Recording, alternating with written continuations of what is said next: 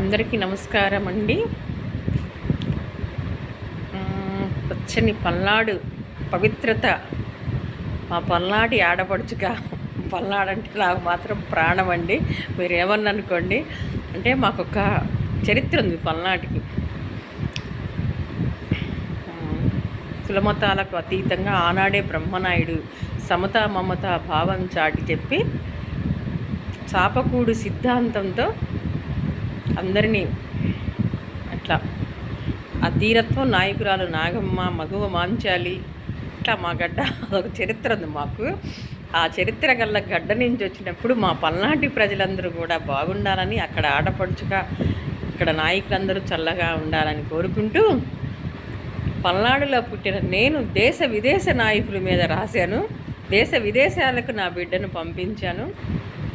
ప్రతి తల్లి కూడా కష్టపడటం నేర్చుకోవాలి. ఫస్ట్ ఇంట్లో మనం ఎప్పుడైతే కష్టపడ్డామో బిడ్డలు కూడా వాళ్ళు కూడా చూసి బాగా చదువుకుంటారు. అన్నిట్లో ఫస్ట్ వచ్చేవాడు మా అబ్బాయి. ఒక తల్లిగా నేను గర్వంగా చెప్పుకుంటున్నాను. అంటే అందరి బిడ్డలు రారా అని కాదు. కొంతమంది అమ్మలు ఏం చేస్తుంటారంటే కొడుతుంటారు, చీటికి మాటికి భర్తలను కోపంగా అట్లా కాకుండా ప్రేమతోటి ఉండండి, పిల్లలతోటైనా భర్తతోటైనా. అప్పుడు ఆ ఇల్లు బ్రహ్మాండంగా ఉంటుంది. ఇంత ధైర్యం పల్నాడు అని చూసి ఇప్పుడు వచ్చింది, కానీ మా హస్బెండ్ ఉన్నప్పుడు నాకు అసలు ధైర్యం లేదు. చాలా ఎదురు చెప్పేదాన్ని కాదు, చాలా భయం కూడా ఆయన చూస్తే నాకు. అట్టాటి నేనేనా అనిపించింది. ఇంతమంది నాయకుల కాడికి వెళ్ళటం, వాళ్ళ మీద కవితలు రాయటం, బయటకు వచ్చేదాన్ని కదా. మామయ్య నా కోడలు బంగారం అంటూ ఆయన డాక్టర్ గారు మంచి కళాకారుడు. నీకెందుకమ్మా మాధవి బంగారం, నువ్వే బంగారాన్ని అయితే అనేవాడు నవ్వుతా మామూలుగా ఇంట్లో కూర్చున్నప్పుడు. అట్లా మా మామయ్య ఆశీస్సులు మా పైన, మా అబ్బాయి పైన ఉండబట్టే ఈ డైమండ్ నెక్లెస్ నేను చేయించుకునే, చేతికి బంగారపు గాజులు నా కొడుకు చేయించాడు. మొన్న ఊరెళ్తే మా మామయ్య మేనమామ గుట్టిపాటి నాగేశ్వరరావు గారు వాళ్ళ మిస్సెస్ అన్నమాయి మా అత్తయ్య పేరు, వాళ్ళది మాదల, మన కందిమళ్ళ వెంకట్రావు గారు వాళ్ళ కందిమళ్ళ వాళ్ళ ఆడపడిచ మా మేనమామ వారు. మేము చిన్నపిల్లలప్పుడు మా మామయ్య అయితే ఎంత బాగా చూసేవాడో మా ఆ ఊరు వెళ్తే. ఎప్పటికీ మర్చిపోలేము కొన్ని జ్ఞాపకాలు. అలానే మా అక్కజెల్లెళ్ళు నలుగురు, మా అక్కజెల్లెళ్ళం ముగ్గురు బావలు, ఈయన చిన్న ఆయన మా హస్బెండ్, మరదలు అక్కయ్య కూతురు. ఇదంతా ఒక కుటుంబం. మేము చిన్నప్పుడు మా నాన్నే పెంచాడు. చిన్నాన్న వాళ్ళను కూడా మా తాతయ్యలు చిన్నప్పుడు చనిపోతే నలుగురు మేనత్తలు మాకు, ఇంకొక అత్త, 5గురు మొత్తం. అప్పుడు మేము నలుగురు అక్కజెల్లెళ్ళం. మా కుటుంబం చాలా పెద్ద కుటుంబం. ఎంత బాగుంటుంది అసలు. ఒప్పిచర్ల మా అత్తగారు ఏప్రిల్ 2 ప్రతిష్ఠ ఉంది అమ్మాయి రండి అని.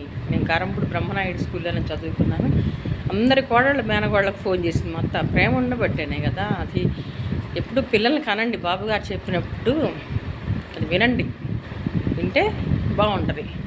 మేము నా అక్కజెల్లెళ్ళం ఎంత బాగుంటాం. మా బావలు నిజంగా అండి, మా నాన్న తర్వాత మా బావలే ముగ్గురు కూడా ఎంతో బాగా చూస్తారు నన్ను. నిజంగా నేను ఏనాడు చేసుకున్న అదృష్టమో. మా అక్కలు భర్తలు మాత్రం చాలా మంచివాళ్ళు. ఈ ధైర్యంగా నేను ముందుకు రావడానికి మా హస్బెండ్. లేకపోతే నేను మామూలుగా అందరు ఆడపిల్లనే నన్ను కూడా ఇంట్లో నుంచి బయటికి పోనీయకుండా వాళ్ళందరికంటే అక్కలందరికంటే కూడా అల్లారు ముద్దుగా పెంచాడు చిన్నదాన్ని అని.